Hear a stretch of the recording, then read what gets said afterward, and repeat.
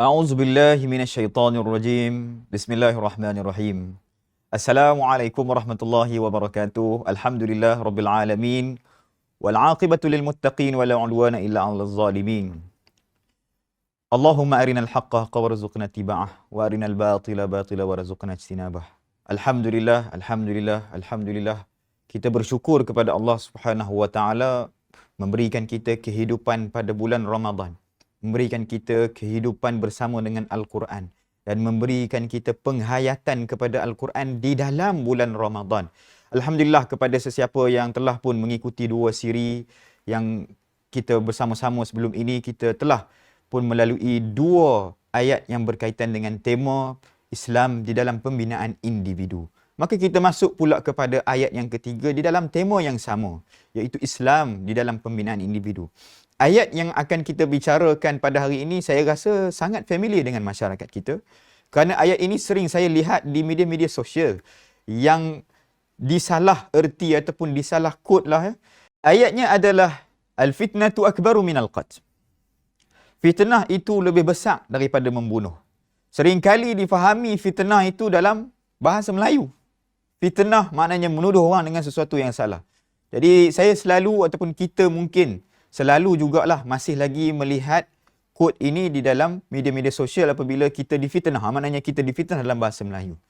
Sedangkan apabila kita memahami balik makna daripada al-fitnatu akbaru minal qatl dalam konteks ayat ini diturunkan, itulah tujuan siri kita dibuat. Maknanya melihat balik bagaimana ayat ini diturunkan, keadaan yang bagaimana. Keadaan yang kalau saya boleh simpulkan iaitu adalah peristiwa yang namanya peristiwa Nakhlah. Peristiwa ini berlaku ketika mana Rasulullah SAW menghantar beberapa orang untuk menjadi pengintip yang diketuai oleh Abdullah bin Jahsh ke Mekah untuk mengintip pergerakan karavan ataupun pedagang daripada kafilah-kafilah musyrikin yang balik ke Mekah.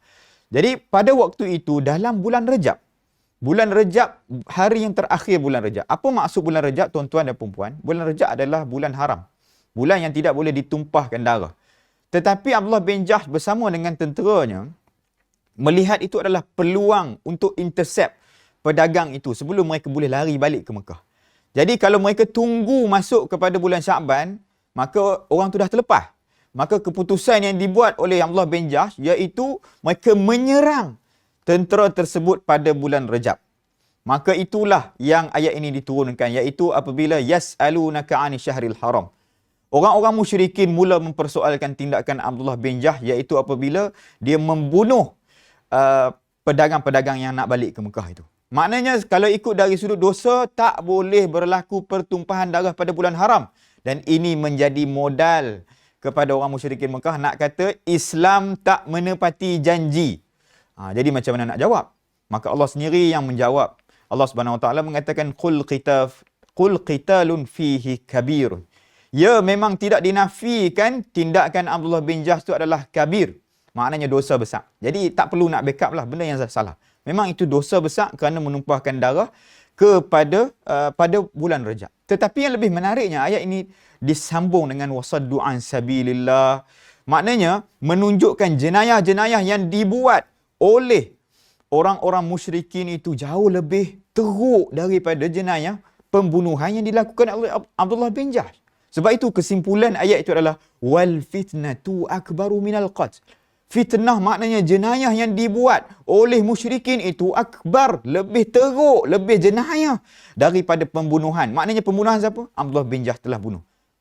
Jadi kesalahan fitnah itu yang ulama sebut sebagai asyirku, syirik. Maknanya menghalang orang daripada berakidah Islam, menghalang orang daripada melaksanakan amal Islam. Itu lebih jauh besarnya jenayah itu daripada jenayah bunuh. Kita tahu kalau berita-berita berkaitan dengan jenayah bunuh ini mesti masuk ke dalam media sosial ataupun TV ataupun di mana-mana ruang penerbitan yang ada. Tetapi jarang kalau kita melihat suasana yang berkaitan dengan akidah, yang berkaitan dengan menghalang orang daripada berakidah Islam ini dibesar-besarkan. Inilah masalah kita. Kalau kita tengok apa yang berlaku contoh di luar negara. 15 Mac kalau tak silap saya 2022 yang berlaku di Karnataka. Mereka telah membankan ataupun mengharamkan penggunaan tudung, pemakaian tudung kepada student-student yang nak pergi institusi pendidikan. Maka daripada situ, tak ada pun media-media yang membesarkan isu ini. Kalau kita biasa tengok isu pembunuhan itu lebih besar, sepatutnya isu yang berkaitan ini jauh lebih besar. Itu juga yang berlaku di Malaysia baru-baru ini. Ada 3 anak-anak yang telah dimurtadkan.